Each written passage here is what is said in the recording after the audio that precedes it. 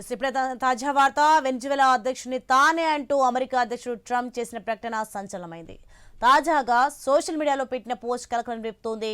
తనకు తానుగా వెనిజువెలా అధ్యక్షుడిగా ప్రకటించుకున్నారు ట్రంప్. తన ట్రూత్ సోషల్ మీడియాలో ఓ స్క్రీన్ షాట్ ను పోస్ట్ చేశారు. ప్రస్తుతం ఈ పోస్ట్ నెట్టింట వైరల్ గా మారింది.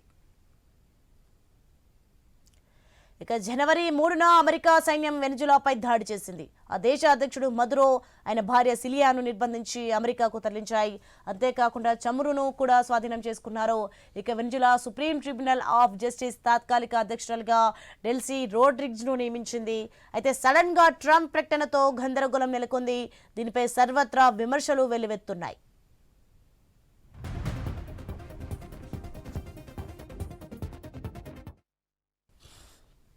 వెనిజువెలా అధ్యక్షుడిని తానే అంటూ అమెరికా అధ్యక్షుడు ట్రంప్ చేసిన ప్రకటన సంచలనమైంది.